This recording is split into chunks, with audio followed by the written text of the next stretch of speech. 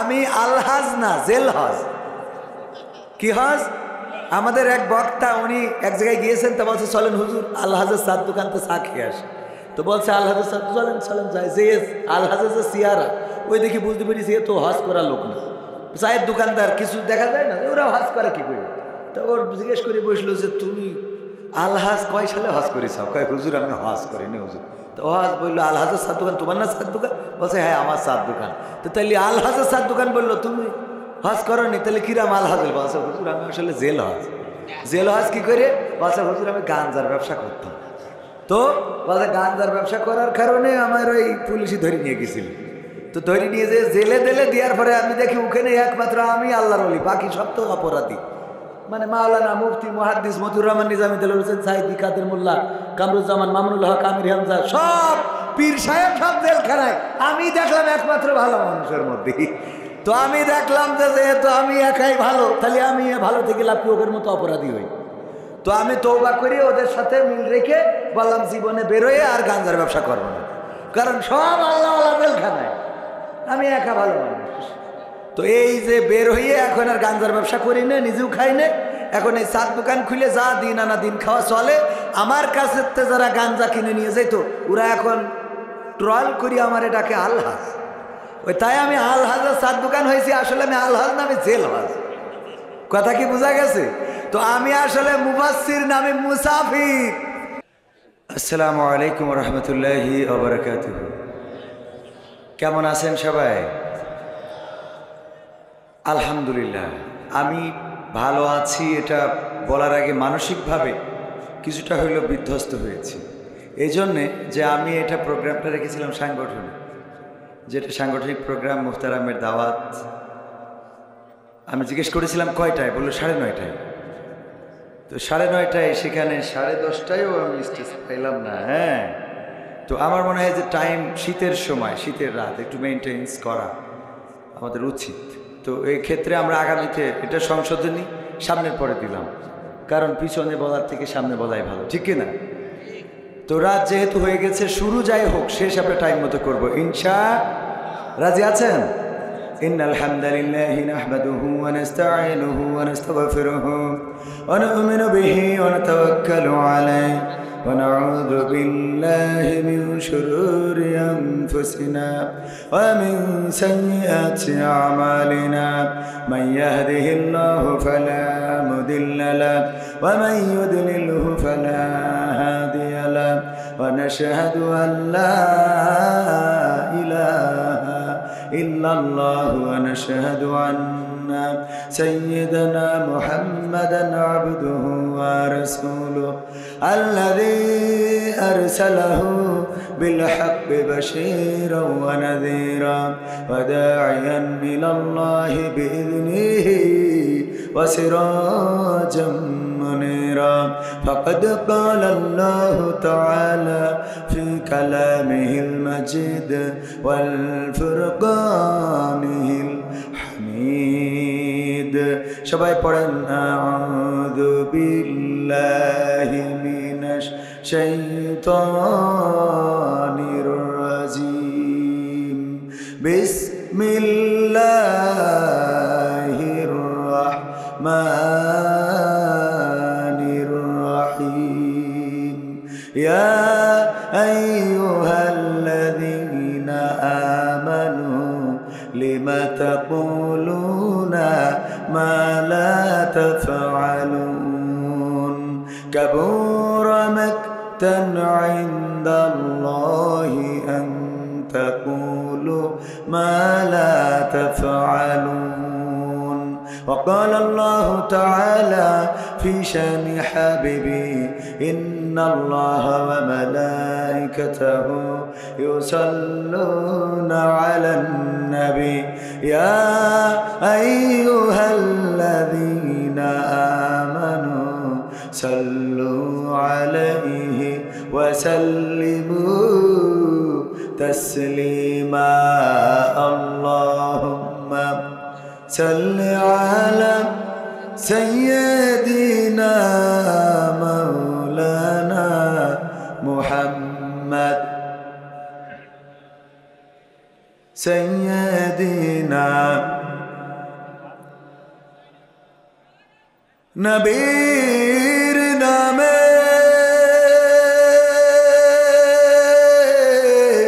দুরূদ শরীফ পড়িবে যে জন তার জন্য যে হারাম হবে জাহান্নামের আগুন। আল্লাহুম্মা সাল্লি আলা সাইয়্যিদিনা মাওলানা মুহাম্মদ ওয়া আলা আলি সাইয়্যিদিনা। লা ইলাহা ইল্লাল্লাহ লা ইলাহা ইল্লাল্লাহ লা ইলাহা ইল্লাল্লাহ লা ইলাহা ইল্লাল্লাহ মুহাম্মাদুর রাসূলুল্লাহ সাল্লাল্লাহু। রূপের বড়াই করিস না রে, রূপ চিরদিন থাকে না। রূপের বড়াই করিস না রে, রূপ চিরদিন থাকে না। নিজের মুখটা দেখা একদিন হইবে রে তোর যন্ত্রণা। নিজের মুখটা দেখা একদিন হইবে তোমার যন্ত্রণা। চেহারার বড়াই কইরো না ভাই, রূপ চিরদিন থাকে না। রূপের বড়াই কইরো না বোন, রূপ চিরদিন থাকে না। নিজের মুখটা দেখা একদিন হইবে তোমার যন্ত্রণা। নিজের মুখটা দেখা একদিন হইবে তোমার যন্ত্রণা। সময় হইল বড় শিক্ষক, সব দিবে শিখাইয়া।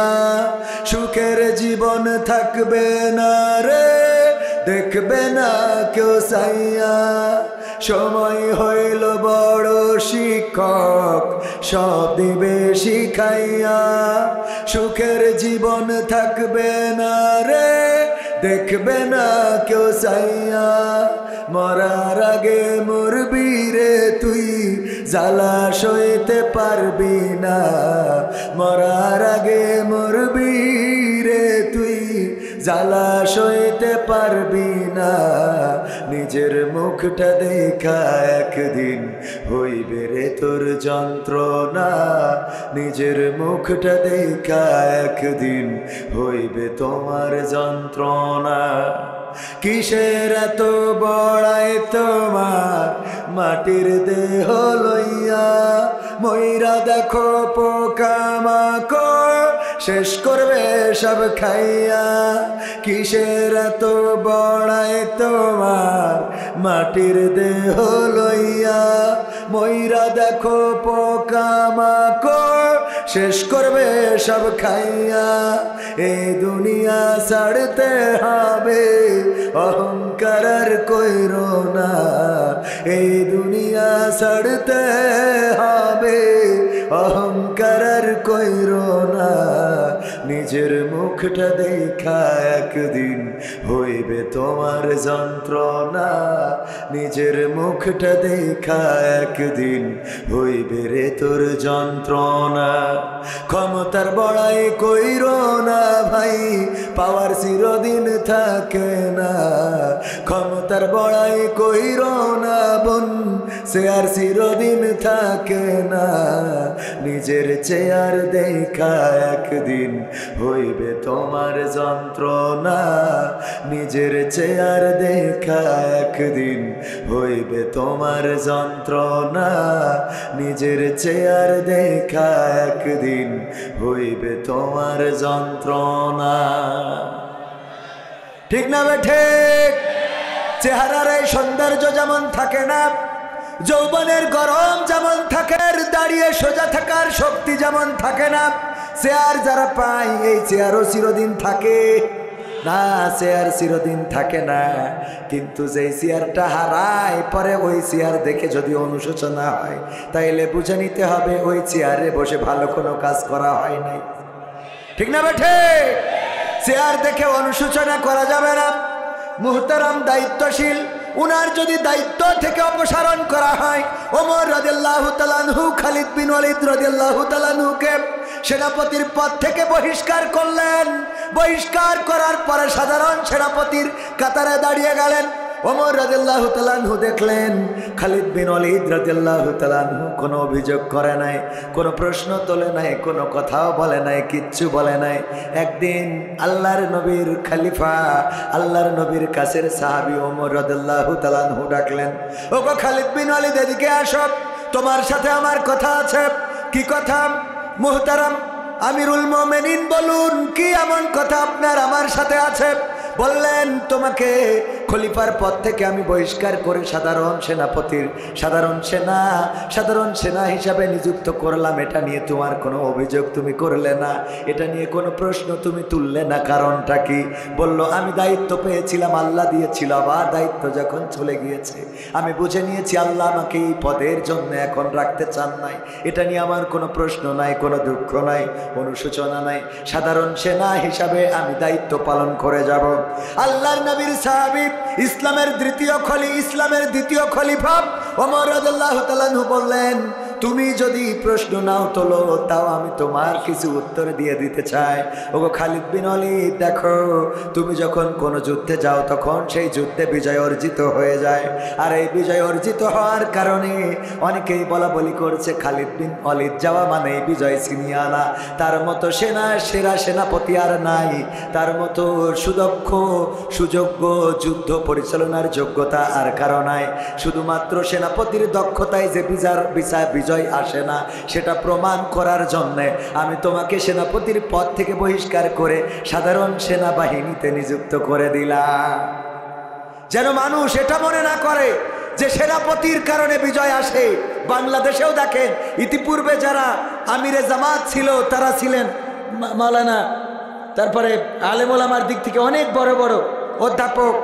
মাওলানা আমিরে জামাত মুহতারাম মতিউর রহমান নিজামী সাহেব সর্বশেষ দায়িত্ব পালন করেছেন। এরপরে আরও যারা এসেছে সবই মোটামুটি, কিন্তু এখন যিনি দায়িত্ব পেয়েছেন তিনি হলেন একজন ডাক্তার। কি তার ডাক্তার। এই ডাক্তারকে আল্লাহ যখন দায়িত্বে বসিয়েছেন, কোনো মাওলানা বলেছে নাকি যে ডাক্তারের আনুগত্য মানবো না? কোনো মুফতি বলেছেন মানবো না? কারণ বিশ্বনবী বলেছেন, তোমাদের যদি হাফ স্বীকৃত দাসও তোমাদের নেতা হয় তাহলে তার আনুগত্য তোমাদের মেনে নিতে হবে। যদি 3 জন সফরে থাকো তার মধ্যে একজনকে আমির বানিয়ে, তো আমরা আমির বানিয়েছি, সে ডাক্তার হোক মাস্টার হোক, আনুগত্য স্বীকার করেছি। দেখেন, ইতিপূর্বে আমাদের আলেম ওলামা যারা আমিরে জামাত ছিল, আমি ব্যর্থতা বলবো না, তারাও সফল, কিন্তু বর্তমান আমিরে জামাত এমন ভূমিকা রেখেছেন যেই চরমনায়ের সাথে 25টা বছর ধরে এক টেবিলে এক চেয়ারে বসা হয় নাই, সেখানে বসলো তো বসলো, বিএনপিরও বসাই ছেড়েছে। ঠিক না ভাই? ঠিক। যারা বললো কোরআনের সাথে রাজনীতির সম্পর্ক নেই, ওরাও আজকে টুপি মাথায় দিয়ে যে ইতা আল্লাহু আকবার সাল্লাল্লাহু মুহাম্মদ বলা শুরু করিয়ে না করে না। ঠিক না ভাই? ঠিক। টুপি তাও 5 কলি মাথায় দিয়ে বসে আছে, জানাজা পড়তে যাই হাত বাঁধে বাম হাত উপরে। আল্লাহর ওলি আজকে চেয়ারে বসে নামাজ কুপান দেওয়া শুরু করিয়েছে। আল্লাহ কবুল করুন, বলেন আমিন। মানে নিজে বসেছে তা না, আরো লোকজনের এনে বসাইছে যে মেয়ে একসাথে পড়ে খেলা হবে। ঠিক না ভাই? ঠিক। তো এই জন্য চেয়ারের পাওয়ার, ক্ষমতার বড়াই, রূপের সৌন্দর্য, আমার যৌবনের গরম, এগুলো থাকে না। সবাই মাথায় রাখতে হবে এই পৃথিবী ক্ষণিকের, একদিন ছেড়ে চলে যেতে হবে। চেয়ারও ক্ষণিকের। আমাদের নমিনি রয়েছেন, যদি আল্লাহ ওনাকে বিজয়ী করেনও, কয় বছরের জন্য? 5 বছরের জন্য। তারপরে আবার যদি কাজ ভালো হয়, কর্ম ভালো হয়, দিতে পারে, নাও দিতে পারে। সংগঠন যদি উনার বলে, এই মুহূর্তে বলে আপনি নমিনি হতে পারবেন না, উনার আর কিচ্ছু বলার নাই, এটা মেনেই সামনে যেয়ে অন্যের পিছনে স্লোগান দিতে হবে। এর নাম ইসলামী আন্দোলন। ঠিক না ভাই? ঠিক। সুতরাং উনি নমিনি হয়েছে বলে যদি মনে করে হ্যাঁ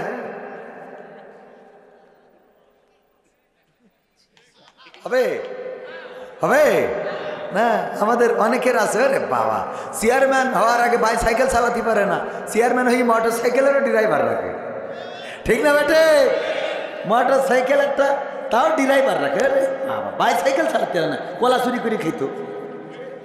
হ্যাঁ আছে না? নাই আল্লাহর আলিক কোরআন নুরানি হাফিজিয়া মাদ্রাসার উদ্যোগে আয়োজিত তৃতীয় বার্ষিক ঐতিহাসিক তাফসিরুল কোরআন মাহফিলের শ্রদ্ধাভাজন সভাপতি আমাদের প্রিয় রাহবার উস্তাদ সাবেক উপজেলা ভাইস চেয়ারম্যান, আপনাদের জননন্দিত জনপ্রিয় জননেতা জনাব মোহাম্মদ আফজাল হুসাইন সাহেব বর্তমান নমিনি হিসাবে মনোনীত হয়েছেন আপনাদের এই অঞ্চলে। এছাড়া আলোচনা করেছেন আমাদের প্রিয় মুহতারাম আমার প্রিয় উস্তাদজি হাফেজ হজরত মাওলানা মোহাম্মদ মুর্শিদ আলম সাহেব, যাদের নামের আগে বিশিষ্ট ইসলামী চিন্তাবিদ ও মুফাসসিরে কোরআন এটা অবশ্যই যায়। আমার আগে আলোচনা করলেন দ্বিতীয় বক্তা হিসাবে বিশিষ্ট ইসলামী চিন্তাবিদ ও মুফাসসিরে কোরআন হজরত মাওলানা আব্দুল সালাম বিন ইউসুফ সাহেব কুষ্টিয়ার, ইমাম ও খতিব কুমারখালী রেল স্টেশন জামে মসজিদ। দারুণ আলোচনা করেছেন, পাশাপাশি আপনাদের কিছু সহযোগিতাও আপনাদের কাছ থেকে নিয়েছেন এই প্রতিষ্ঠানের স্বার্থে। আমার নামের আগে যা লেখা হয়েছে হয়তো প্রথমটা ঠিক ছিল, বিশিষ্ট কমেডিয়ান, বাকি যেগুলো লিখেছেন এগুলোর সাথে আমি যাইনি।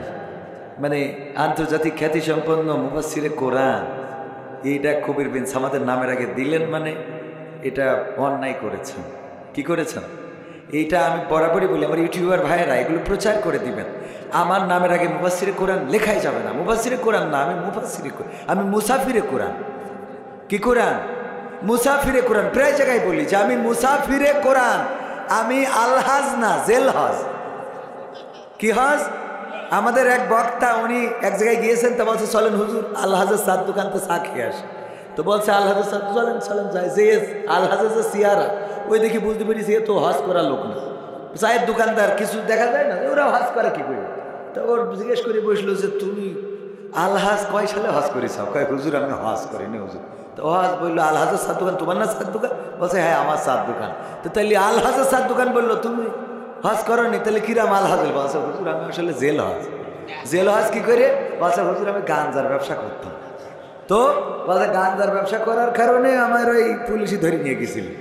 তো ধরে নিয়ে যে জেলে দিলে দেওয়ার পরে আমি দেখি ওখানে একমাত্র আমি আল্লাহর ওলি, বাকি সব তো অপরাধী। মানে মাওলানা মুফতি মুহাদ্দিস মতিউর রহমান নিজামী, দেলোয়ার হোসেন সাইদি, কাদের মোল্লা, কামরুজ্জামান, মামুনুল হক, আমির হামজা, সব পীর সাহেব সব জেলখানায়। আমি দেখলাম একমাত্র ভালো মানুষের মধ্যে। তো আমি দেখলাম যে যেহেতু আমি একাই ভালো, তাহলে আমি ভালো থেকে লাভ ওদের মতো অপরাধী হই। তো আমি তওবা করে ওদের সাথে মিল রেখে বললাম জীবনে বেরোয় আর গাঞ্জার ব্যবসা করবো না, কারণ সব আল্লাহ জেলখানায়, আমি একা ভালো মানুষ। তো এই যে বের হইয়ে এখন আর গাঞ্জার ব্যবসা করি না, নিজেও খাই না। এখন এই চার দোকান খুলে যা দিন আনা দিন খাওয়া চলে। আমার কাছে যারা গাঞ্জা কিনে নিয়ে যেত ওরা এখন ট্রল করি আমার এটাকে আলহাজ। ওই তাই আমি আলহাজের চার দোকান হয়েছি, আসলে আমি আলহাজ না, আমি জেল হাজ। কথা কি বোঝা গেছে? তো আমি আসলে মুফাসসির না, আমি মুসাফির। কথা মনে থাকবে ইনশাআল্লাহ। তো এই জন্যে আপনাদের ক্লিয়ার করে দিলাম, আমার নামের আগে এত কিছু তো বসানো যাবেই না। আমি বলি শুধুমাত্র কবির বিন সামাদ বসাবেন। তো অনেক উস্তাদ রয়েছেন, অনেকেই রয়েছেন গণ্যমান্য ব্যক্তিবর্গ, যাদের পায়ের জুতা জোড়াটা সোজা করে দিতে পারলে নিজেকে ধন্য মনে করতাম। অনেকেই রয়েছেন আমার সামনে উপবিষ্ট দিনদার ইমানদার মুসলমান ভাই বাবাজিরা, যারা তাহাজ্জুদ গুজারি আবেদ লোক, এমন মানুষ রয়েছেন মুস্তাজাবুদ দাওয়া, যারা হাত তুললে তার হাতটা আল্লাহ ফিরায় না, এমন অনেক মানুষ এখানে রয়েছেন। তাদের সামনে বসে বেয়াদবের মতো কথা বলছি, আল্লাহ আমাকে ক্ষমা করুন। যেহেতু বসিয়েছেন পর্দার অন্তরালে মা বোনেরা, দাঁড়ানো আমার যুবকেরা, বাজারে মাইকের আওয়াজ যারা শুনছেন, সবাইকে আনুষ্ঠানিকভাবে সালাম জানাচ্ছি, আসসালামু আলাইকুম ওয়া রাহমাতুল্লাহ। আমরা আল্লাহর শুকরিয়া আদায় করছি যে এই মহান রব আমাদের উপরে দয়া করে মায়া করে আমাদেরকে মানুষ হিসাবে সৃষ্টি করেছেন। অথচ আল্লাহ চাইলে যদি আমাদের পিপিলিকা বানাইতেন, পিপিলিকা দেখেন রাত 12টার সময় চিন্তা করলো আমাদের ওই পাশে যেতে হবে, ছেলেটা বিয়ে দেওয়ার দরকার, বড় হয়েছে, একটা পাত্রী দেখে আসি। তো রাত 12টার সময় রওনা করেছে, এই পাশ থেকে রাস্তার ওই পাশে সাইড ধরে মেয়ে দেখে পছন্দ হয়েছে, কইছে বরযাত্রী নিয়ে আসো। পিপিলিকার দল চলে এসেছে, বর সাজাই নিয়ে, লোকজন নিয়ে, মানে ওদের পিঁপড়ে নিয়ে লাইন দিয়ে যাচ্ছে বিয়ের জন্য। রাত কয়টার পরে? 12টার পরে। মাহফিল শেষ করি আমার আব্দুল সালাম ভাই, আব্দুল সালাম বিন ইউসুফ ভাই, উনি উনার বড় এক্স করলা গাড়ি নিয়ে যাচ্ছে, রাস্তায় যে লাইন ধরেছে বিয়ে বাড়ি যাচ্ছে, এইটা ওনার দেখার টাইম আছে? চাকা চালাই দিল, বর মূল্য না, বউ মূল্য না, শ্বশুর মূল্য না, শাশুড়ি মূল্য, খোঁজ নেছে কোনোদিন? এক চাপায় শেষ। আল্লাহ চাইলে এমন পিপিলিকা আমাদের বানাইতে পারতো না? পারতো না। আমি হাসানোর জন্য বলি নাই, শুধুমাত্র চিন্তার খোরাক দিলাম। আল্লামা সাইদির মতো বলতে হয় যে চিন্তার খোরাক দিলাম। চিন্তা করে দেখেন, আল্লাহ চাইলে এমন একটা পিপিলিকা, পিঁপড়া আমাদের বানাইতে পারতেন, যেটা বিয়ে করতে যেয়ে এক ডলা খেয়ে দুনিয়া থেকে চলে যেত। ঠিক না ভাই? ঠিক। যে আল্লাহ মানুষ বানাইছেন, শুকরিয়া আদায় করে বলছি আলহামদুলিল্লাহ। একটা পিঁপড়া থেকে শুরু করলাম, কারণ কোরআনে পিঁপড়ার নামে আয়াত সূরা আছে না নাই? সূরা নামল, সূরা নামল, পিঁপড়ার নামে আল্লাহ সূরা দিয়েছেন। পিঁপড়া থেকেও শেখার আছে, শিখবেন, দেখবেন। পিঁপড়া তার শরীরের ওজনের থেকে অনেক বেশি খাদ্য বহন করতে পারে। পিঁপড়ার যে যোগ্যতা আছে, গাঞ্জাখোরেরও এত যোগ্যতা নাই। সে বোঝে যে ভবিষ্যতে বর্ষাকাল আসছে, কিছু খাবার খুরাক জড়া করতে হবে, আর ও যা টাকা পায় তা গাঞ্জা খেয়ে আর তাস খেলে শেষ করে। ঠিক না ভাই? ঠিক। ও পিঁপড়ার থেকেও খারাপ, শয়তান। এরকম আছে না নাই?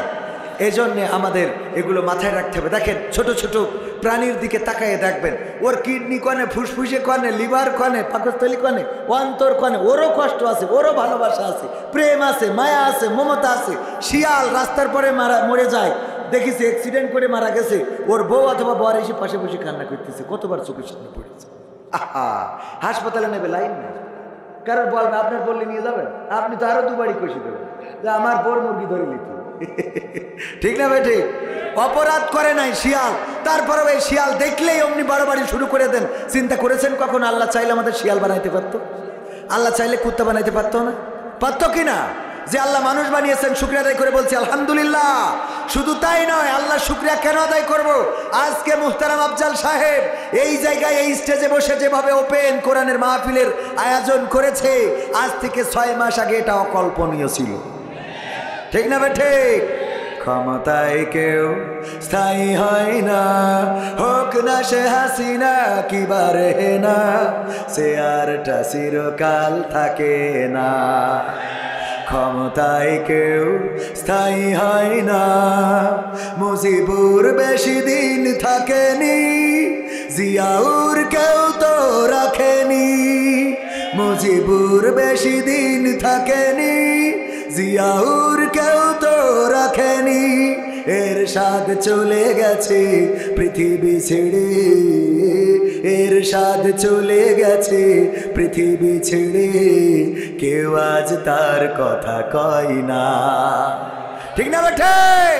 ক্ষমতায় কেউ স্থায়ী হয় না, হাসিনা ক্ষমতা ধরে রাখতে আয়না ঘর বানিয়েছিল, জনগণের রোশনালে দাদার দেশে পালিয়ে গেল। হাসিনা ক্ষমতা ধরে রাখতে আয়না ঘর বানিয়েছিল, জনগণের রোশনালে দাদার দেশে পালিয়ে গেল। ডিবি হারুনের পাশে আর, ডিবি হারুনের পাশে আর পরিমণিদের দেখা যায় না। ঠিক না বেঠে? ক্ষমতায় কেউ স্থায়ী হয় না, হোক না সে হাসিনা কিবারে না, সে আরটা চিরকাল থাকে না। থাকে। সুতরাং আল্লাহর শুকরিয়া এই জন্য আদায় করছি, এমন একটি জগদ্দল কালো পাথর চেপে বসেছিল ওই চেয়ারে, ওই মাসনদে। আল্লামা দেলাওয়ার হুসাইন সাইদি বলেছিলেন, তোমরা যদি সফলভাবে মোকাবেলা করতে না পারো, এমন গাঢ় কালো অন্ধকার অমাবস্যার রাত আসবে যার শুভে সাদিক হওয়া সম্ভব। সেই শুভে সাদিক পেতে আমাদের 16টা বছর গুনতে হয়েছে। ঠিক না ঠিক? যে আল্লাহ শুভে সাদিক করে দিয়েছেন, এখনো সূর্যের আলো কিন্তু প্রস্ফুটিত হয়ে ফোটে নাই, এখনো সূর্যের আলোর মুখ আমরা দেখি নাই, শুধুমাত্র শুভে সাদিক হয়েছে। সূর্যটাকে যদি পূর্ব গগনে প্রস্ফুটিত করে উঠাতে হয়, আবার যদি টকবক করে রৌদ্রের আলো পেতে হয়, যদি আমরা সূর্যের থেকে উপকার নিতে চাই, তবে বাংলার জমিনে, আল্লাহর জমিনে আল্লাহর কোরআন কায়েমের বিকল্প নাই। আল্লাহর কোরআন কায়েম ছাড়া এই বাংলাদেশে স্বাধীনতা আসবে না। স্বাধীনতা সার্বভৌমত্ব রক্ষা হবে না। ইতিপূর্বে আমাদের নেতারা আন্দোলন করেছিলেন, লড়াই করেছিলেন। 1952-তে ভাষার জন্য লড়াই করেছেন, 1971-এ লড়াই করেছেন শোষণ মুক্ত সমাজ গড়ার জন্য। বঙ্গবন্ধু বলেছিলেন, আমার পকেটের টাকায় কেনা অস্ত্র, আমার পকেটের টাকায় কেনা বুলেট আমার বুকে নিক্ষেপ করা হয়। এবারের সংগ্রাম স্বাধীনতার সংগ্রাম, এবারের সংগ্রাম মুক্তির সংগ্রাম। 71-এ আমরা পাকিস্তানি হানাদারদের বিদায় করেছিলাম ঠিকই, কিন্তু মুক্তি পাই নাই। পেয়েছিলাম? আমরা বলি যে 30 লক্ষ শহীদ হয়েছে, 2 লক্ষ মা বোন ধর্ষণের শিকার হয়েছে। এখন কি বাংলাদেশে খুন, গুম, হত্যা, ধর্ষণ হয় না? হয় না? স্বাধীনতার 50 বছর, অর্ধশত বছর, 53 বছর পার করে ফেলার পরেও এখনো ধর্ষণ বন্ধ হয় নাই, খুন বন্ধ হয় নাই, চুরি বন্ধ হয় নাই, চাঁদাবাজি বন্ধ হয় নাই। চাঁদাবাজ এক দল গিয়েছে, আর এক দলে গেছে। ঠিক না বেঠে? আবার মনে করেন না যে অন্য কারোর কথা বলা হচ্ছে। আজারি ভাই বলার পরে খুব খেপে গেল। আমি বললাম, আপনি তো বোঝেনই নাই। এই কথাটা বলেছে যে একদল খেয়ে গেছে আর একদল খাওয়ার জন্য রেডি হয়ে আছে। এই দলের নাম হলো বাংলাদেশ জামাত ইসলাম। কোন দল? কয় আমারে পাগল বুঝা, জামাত খায়। আমি বললাম, আপনারা খান? আমাদেরও তো খাওয়া নিষেধ। তো নিষেধ তাইলে যদি নিষেধ থাকে দলে, তারপরেও যদি খান, আপনি তো দলের আইনই মানেন না। আপনি কিসের দল করেন? আপনি তো বাংলাদেশ সাদাবাজ party, Bangladesh CP, Bangla BCP, Bangladesh সাদাবাজ পার্টি। মনে থাকবে, এদের কোনো দল নেই। এরা না বিএনপির, না আওয়ামী লীগের, না জাসদ বাসদ হেফাজতের, না জামাতের, না চরমনায়ের। ওরা চাঁদাবাজ পার্টি। সুবিধার জন্য তারা দল করে। এক ভাই ওই দল আর এক ভাই এই দল। আছে না নাই? এরা সমাজ নষ্ট করে, এরা এলাকার পরিবেশ নষ্ট করে, এরা দলের ভাবমূর্তি নষ্ট করে। 16টা বছর যারা নির্যাতনের শিকার হয়েছেন তাদেরকে বলতে চাই, এই জাতীয় গুটি কয়েক কুলাঙ্গারের জন্য দলের ভাবমূর্তি নষ্ট হতে দিবেন না। আমরা আপনাদের শুভাকাঙ্ক্ষী। আমরা শেখ হাসিনারও শুভাকাঙ্ক্ষী ছিলাম। ঠিক না বেঠে? আমরা তারও শুভাকাঙ্ক্ষী ছিলাম। আমাদের চাওয়া ছিল, বারবার বলেছি, বাংলাদেশে জামাত ক্ষমতায় যেতে হবে এটা নয়, আফজাল সাহেবের এমপি হতে হবে এটা নয়, আব্দুল সালাম সাহেব চেয়ারম্যান হবে এটা নয়, মুর্শিদ আলম তিনি মেম্বার হবেন এটা নয়, কবির বিন সামাদ তিনি মন্ত্রী হবেন এটা নয়। বরং আমরা এটা চাই যে বাংলাদেশের সংসদে আল্লাহর কোরআন কায়েম হবে, দেশ চলবে আল্লাহর দেওয়া আইন দিয়ে। বলেন ঠিক কিনা? এই আইন যদি বাংলাদেশে শেখ হাসিনা কায়েম করে দিত, তাহলে জামাত ইসলামের আন্দোলন লাগতো না, হেফাজতের শাপলা চত্বরে আসা লাগতো না, চরমনায়ের সেমিনার করা লাগতো না, ফুরফুরার এত আন্দোলন লাগতো না। বাংলাদেশে যেই দল কোরআন কায়েমের দায়িত্ব নেবে, আমরা সেই দলের লোক। বলেন ঠিক কিনা? আমার কথার সাথে একমত কারা কারা দেখতে চায়?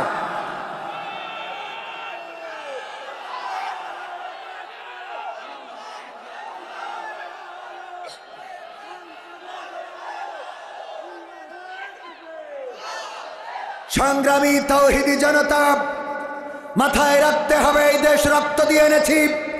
যারা বলেছিল 71-এর রাজাকার, এই মুহূর্তে বাংলা ছাড় প্রমাণ করে দিয়েছে রাজাকার নয়, তারা ছিল দেশপ্রেমিক। এই জন্য ফাঁসির মঞ্চে ঝুলেছে, বাতিলের কাছে মাথা নত করে নাই, ফাঁসির মঞ্চের দিকে দৌড়ে গিয়ে প্রমাণ করেছে, বাঁচলে এই দেশের মাটিতে বাঁচবো, মরলেও এই দেশের মাটিতে মরব। যারা রাজাকার তারা বাংলাদেশ ছেড়ে তাদের দেশে আশ্রয় নিয়েছে। বলেন ঠিক কিনা? দেশপ্রেমিক যারা তারা দেশ ছাড়ে না। বিএনপির মধ্যেও দেশপ্রেমিক আছে না নাই? দেশনেত্রী বেগম খালেদা জিয়া শত জুলুম নির্যাতন সহ্য করে প্রমাণ করেছেন যে এই দেশের মাটিতে আছি, এই দেশের মাটিতে থাকবো। তোমরা তোমাদের বাবার দেশ, তোমরা দাবি করো মুক্তিযুদ্ধ তোমাদের, গোষ্ঠী শুদ্ধ সব তোমাদের, আমরা রোহিঙ্গা, তা তোরা দাদার দেশে গেলি কেন? কথা কয় না? এমপিরা সব কোথায় গেল,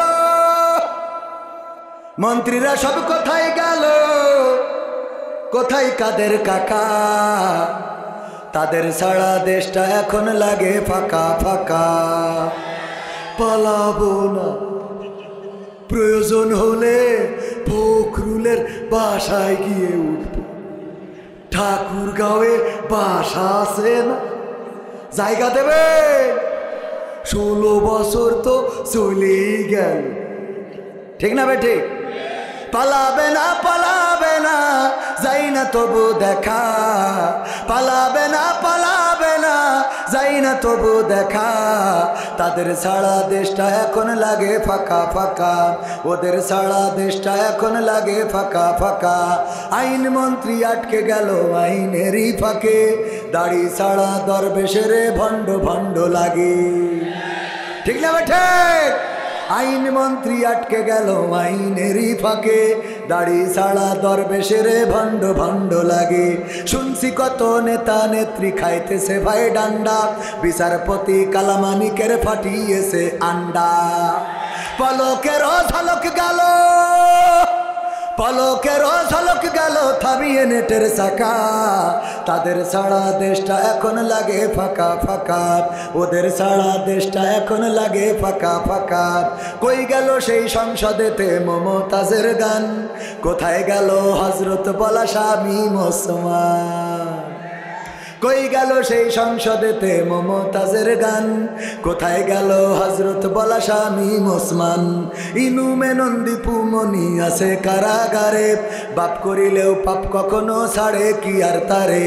কোথায় গেল স্পিকারের, কোথায় গেল স্পিকারের দৃষ্টি আঁকা বাঁকা?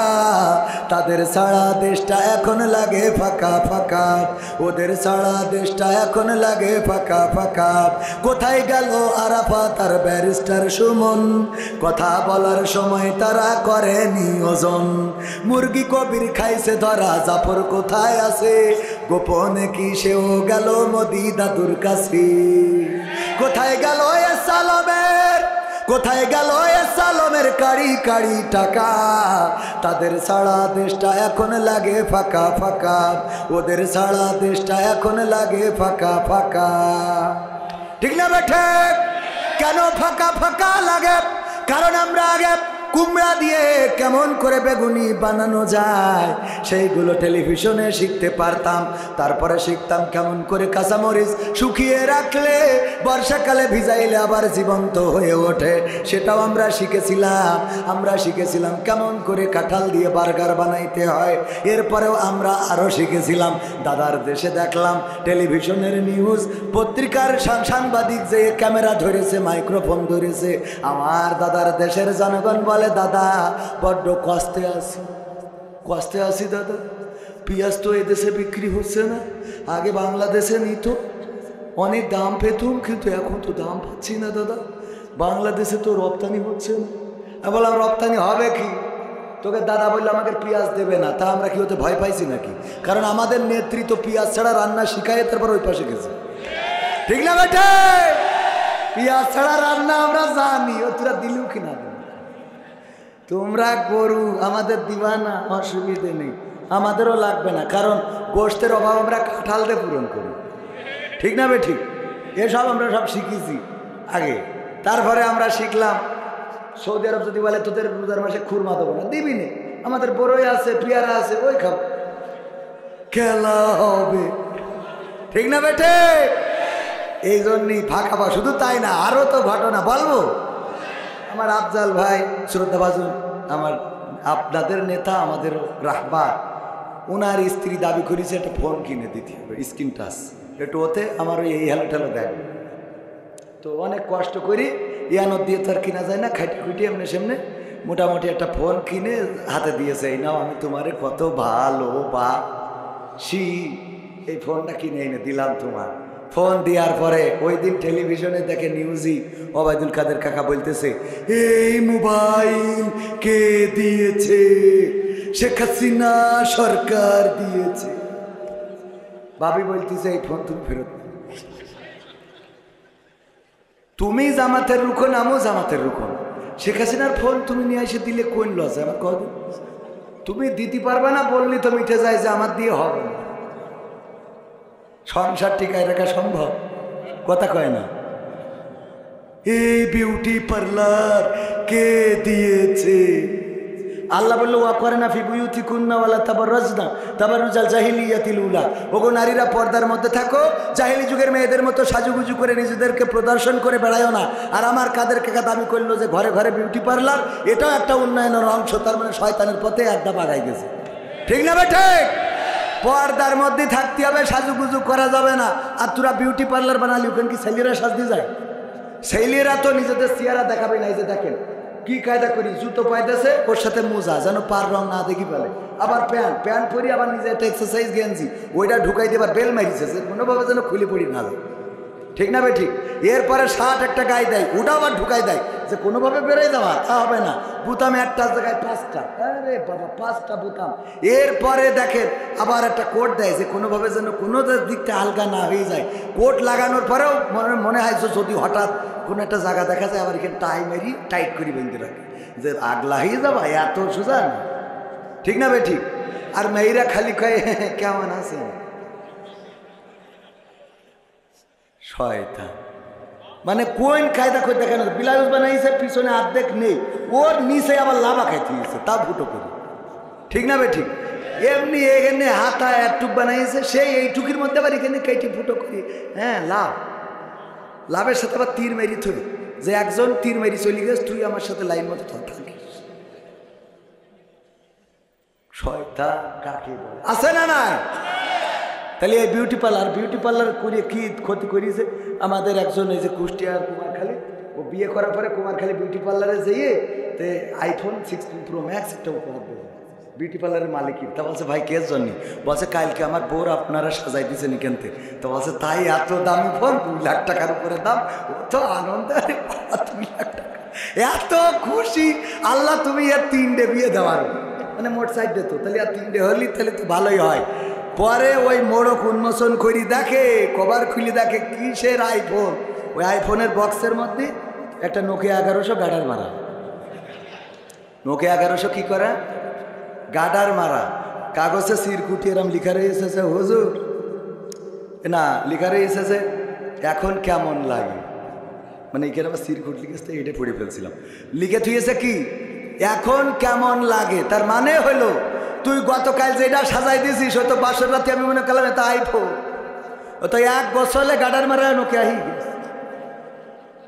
কথা বুঝতে পারেননি? এখন কেমন লাগে? এই বিউটি পার্লারগুলো করিয়ে এমন সাজাচ্ছে, 5 রাতে দেখে ও মনে করছে পরিমণির খালাই তো বোন ধরেই নিয়েছে। পরের রাতে দেখে কি আর পরিমণি, এ তো লেডিমণিও না,